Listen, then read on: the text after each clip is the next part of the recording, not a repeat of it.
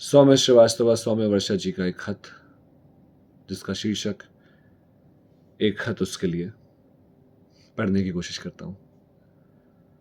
जिंदगी का क्या खूब मरहला था वो, जब हम अचानक मिले, फिर मिलने की वजहें खोजने लगे और मिलते चले गए फिर हम। एक बात से दूसरी बात, दूसरी से तीसरी, और फिर न जाने कितनी बातें होती रहीं। अजब सा नशा था तुम्हारी बातों में। जब बातें होने लगती तो दिन शाम में, शाम रात में, और रात सुबह में कब बदल जाते थे खबर ही नहीं होती थी मुझे। कभी कभी सोचूं तो सारी बातें बेसबब बेवजह ही लगती हैं,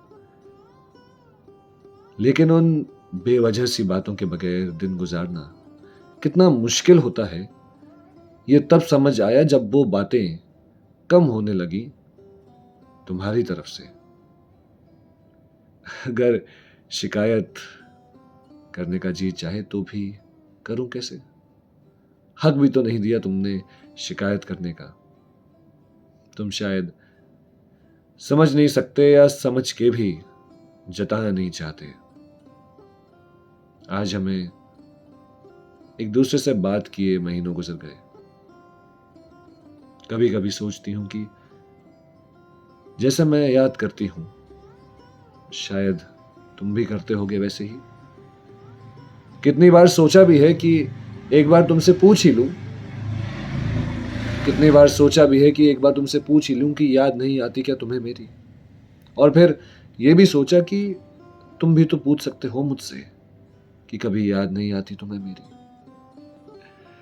लेकिन ना मैंने ही तुमसे पूछा और ना ही तुमने कभी पूछा, जबकि जानते हम दोनों ही थे।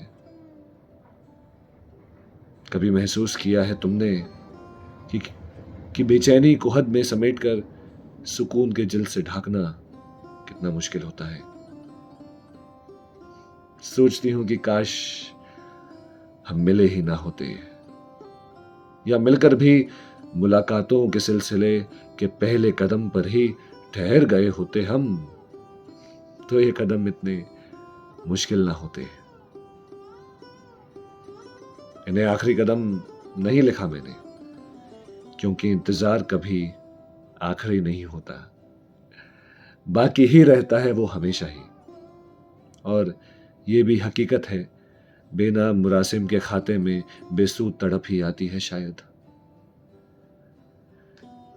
ये कैसा सिलसिला है तेरे और मेरे दरमियां, फासला भी बहुत है और मोहब्बत भी बहुत है। खैर सुनो, एक खत भेजा है बिना पते का। अगर पहुंच जाए तुम तक तो खबर करना मुझे।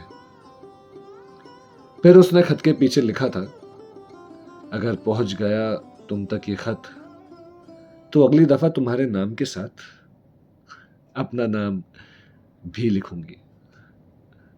सौम्य श्रीवास्तव सौम्य वर्षा जी का ये खत। सुनने के लिए शुक्रिया।